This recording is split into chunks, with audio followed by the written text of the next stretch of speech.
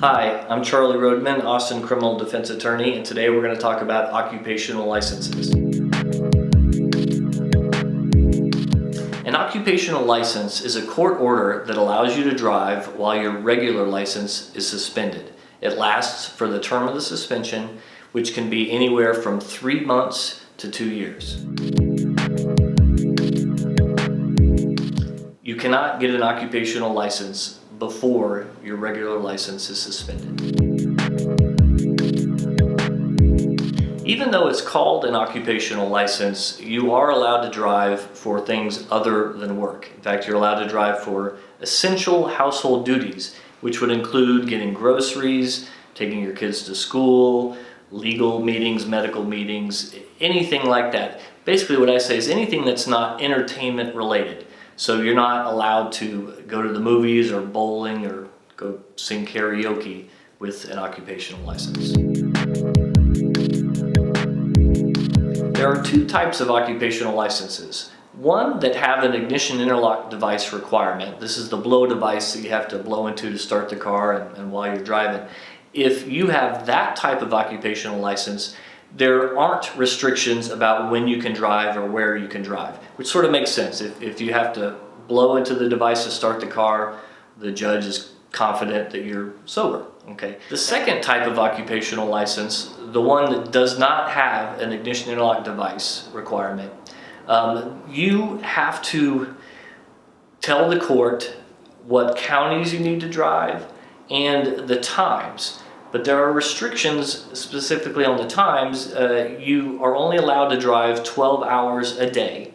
Now you can break up those hours, but you have to define a whole week and you can't change it, okay? Which makes it difficult for some people. For example, you could say I need to drive Monday from 8 a.m. to noon and then 2 to 6 p.m. and then 8 to 10. Anyway, as long as within one day it's a total of 12 hours, you're okay. This makes it tricky because you don't know, work schedules change, all sorts of things change, but that's, you can't change the hours once you've defined them for the occupational license. You also need to define what counties. Now, we always do the, contiguous counties to Travis County, but if you have to go to Dallas, at some point during your suspension, you will need to anticipate that and put every county that you drive through, okay? Which is tricky, except on the internet there's a map that'll tell you what counties are in between here in Dallas or here in San Antonio, etc. So when you define the hours for an occupational license, you have to define a week, okay? So Monday through Sunday, and you tell us and we tell the judge that our client needs to drive on Monday these hours, on Tuesday these hours, Wednesday these hours, and they can all be different, okay? But once you've defined the week, that's what's included in the occupational license petition and order, and that's what you're restricted to. Now, that's tricky because our lives change, shifts change, and it's difficult. Unfortunately, you can't change the hours you've defined easily. We can go re-petition a judge to change some, but that's takes time and they won't always agree to it. In order to get an occupational license, our clients have to provide us with 5 things. The first one is SR-22, which is a Certificate of Financial Responsibility. The second is a copy of your driving record, and the type is AR. The third is proof of employment, either a pay stub or a letter from your employer. The fourth is there's fees involved. There's a filing fee, a reinstatement fee, and an occupational driver's license fee. And the fifth is you need to come to the office and sign a verification form, which is an affidavit that we notarize for you that explains to the judge that all the information we provide in the petition is accurate. If we're going to get you the occupational license with the ignition interlock device restriction, we need to provide proof that you have that in your car. And that can be as easy as the receipt for payment for the IID. Now we're going to talk in a little more detail about the things we need from you for an occupational license. The first is SR22, which is a Certificate of Financial Responsibility. Now this, when you purchase it, will come bundled with liability insurance, although they will do a non-owner's liability insurance package so it doesn't interfere with your regular insurance. Now what SR22 does is it communicates to the state if you stop paying for it. Okay, so this company is obligated to tell DPS if you stop paying for your insurance. The second thing we need from you is a copy of your driving record, which you can get on the DPS website. It's the AR driving record if you have your 20-digit audit number. The 20-digit audit number is on your driver's license. And unfortunately, if you don't have your driver's license, there's no way to get this audit number. You can't call DPS and request it.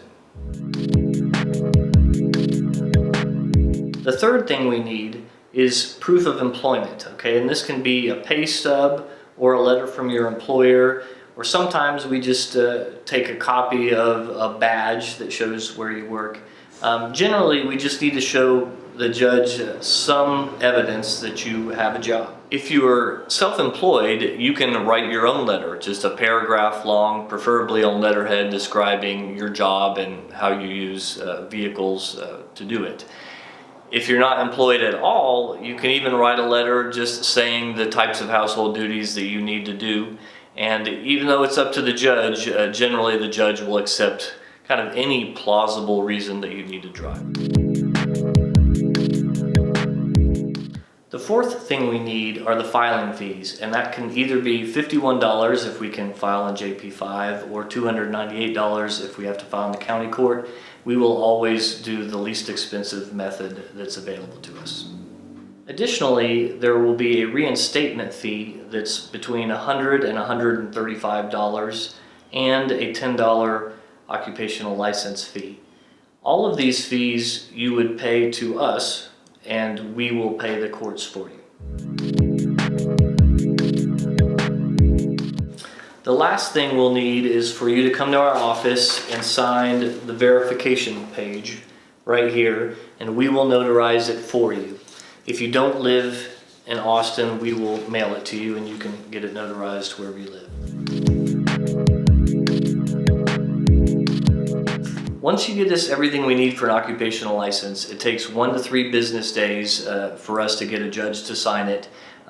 We will get back to you a certified copy of the occupational license, which is paperwork that you keep with you, and then DPS will send you an actual license, like a regular plastic license that says occupational on it. You will need to keep both of those things together. The paper certified copy of your occupational license is good for 45 days. DPS should send you a plastic license within that time. If they haven't, contact us and we'll call DPS and figure out what's going on. Clients sometimes ask us, well, what if I don't want to get an occupational license? Do I have to have one? And the answer, of course, is no. You can use public transportation and Uber, Lyft, and ride your bike, do whatever you want to do. The length of the suspension, it could be as short as 3 months, but it also could be as long as 1 or 2 years. If you change your mind, you're welcome to contact us. You can file it at any time, but we do have people that want to give it a shot and save some money by not even getting a license.